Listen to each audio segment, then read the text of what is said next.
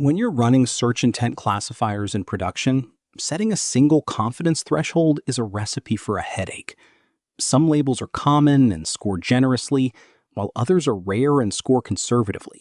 If you set one global cutoff, you either flood your system with irrelevant results or starve your rare categories. Manually tuning thresholds for dozens of labels is a never-ending game of whack-a-mole. A clever solution actually comes from image processing, Otsu's algorithm. Originally built to separate the foreground of an image from its background, it can do the exact same thing for search data. Think of your label scores as a mountain range. On one side, you have likely negatives. On the other side, you have likely positives. Otsu's algorithm slides across this landscape and finds the deepest valley between them.